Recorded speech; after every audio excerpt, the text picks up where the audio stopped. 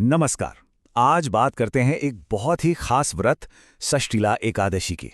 ये सिर्फ एक व्रत की कहानी नहीं है, बल्कि इसके पीछे दान देने की सच्ची भावना का एक बहुत गहरा रहस्य छुपा हुआ है।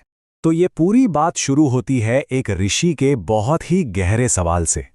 एक ऐसा सवाल जो शायद हम सबके मन में कभी ना कभी आता है कि अपने किए हुए कर्मों के बुरे नतीजों से आखिर कैसे बचा जा सकता है। और इसी सवाल का जवाब हमें षटतिला एकादशी की कथा में मिलता है। तो ये जो कहानी है ये असल में दो महान ऋषियों दालभ्य ऋषि और पुलस्त्य मुनि के बीच की बातचीत है। दालभ्य ऋषि यही समझने की कोशिश कर रहे थे कि इंसान अपने पापों के बंधन से आखिर कैसे आज़ाद हो सकता है। और जवाब में पुलस्त्य मुनि ने उन्हें रास्ता दिखाया षटतिला एकादशी का। ये एक ऐसा खास दिन है जो आध्यात्मिक शुद्धि के लिए मतलब मन की सफाई के लिए जाना जाता है। और इसका जो केंद्र है वो है एक बहुत ही साधारण सी चीज, तिल। तो इस व्रत का नाम षटतिला ही क्यों पड़ा? देखिए, षट का मतलब होता है 6 और तिला का मतलब है तिल। इसका नाम इसलिए ऐसा है क्योंकि इस दिन तिल का 6 अलग-अलग विशेष तरीकों से इस्तेमाल किया जाता है। तो चलिए जरा इसे और गहराई से समझते हैं। तो ये हैं वो 6 शक्तिशाली तरीके जिनसे तिल का उपयोग होता है।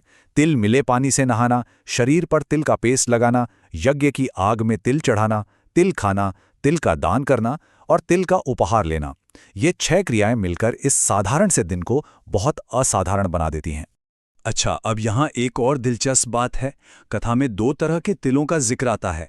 काले तिल, जिनका इस्तेमाल खास तौर पर पूजा और यज्ञ जैसे अनुष्ठानों में होता है, और दूसरे सफ़ेद या भूरे तिल, जो किसी ज़रूरतमंद को खिलाने या दान करने के लिए होते हैं। मतलब हर चीज़ का, हर क्रिया का अपना एक खास मकसद होता है।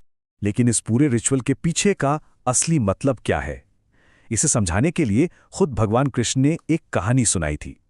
ये कहानी बताती है कि सिर्फ नियम का पालन कर लेना ही काफ़ी नहीं होता, बल्कि नियत यानी इरादा सबसे ज़्यादा मायने रखता है। तो कहानी है एक ऐसी ब्राह्मणी की जो बहुत ही धर्म कर्म वाली थी।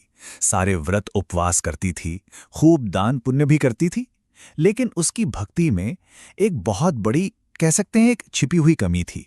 वो ये कि उसने कभी किसी को अन्न दान नहीं किया। तो होता क्या है कि उनकी परीक्षा लेने के लिए खुद भगवान कृष्ण एक भिखारी का रूप लेकर उनके दरवाजे पर पहुंचते हैं।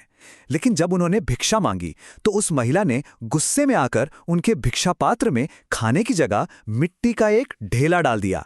बस यही वो पल था जिसने उसका पूरा भविष्य तय कर दिया।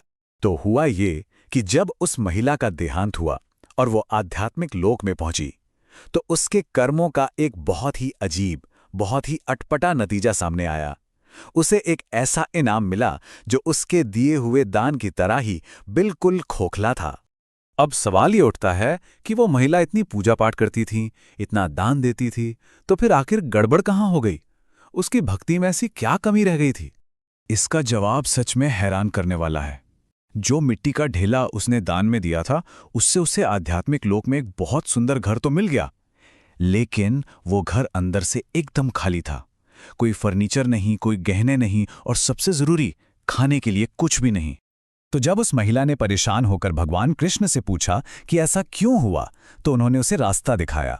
उन्होंने कहा कि उसे वही सबक सीखना होगा जो उसने अपनी पूरी जिंदगी नजरअंदाज किया था, षटतिला एकादशी का असली महत्व। और फिर उस महिला ने देवियों से इस व्रत की सही विधि और उसका सच्चा महत्व सीखा और उसका पालन किया।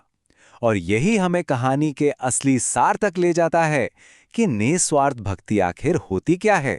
और जब उस महिला ने सच्चे दिल से बिना किसी स्वार्थ के ये व्रत किया, तो सोचिए उसे क्या मिला। उसे वो सब कुछ मिला जो पहले नहीं मिल पाया था। हर तरह की गरीबी से मुक्ति, दुर्भाग्य से छुटकारा, अच्छा स्वास्थ्य और मन में शांति, और आखिर में उसे मुक्ति मिली और भगवान के धाम में प्रवेश मिला। और यही इस पूरी कहानी का, इस पूरे व्रत का निचोड़ है। भगवान कृष्ण का संदेश बिल्कुल साफ है। कोई भी काम, कोई भी दान लालच या दिखावे के लिए नहीं होना चाहिए, बल्कि निस्वार्थ भाव से होना चाहिए, क्योंकि असली मुक्ति उसी में है।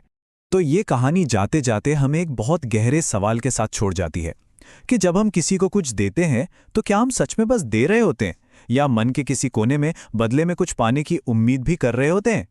ये एक ऐसा सवाल है जिस पर हम सबको सोचना चाहिए।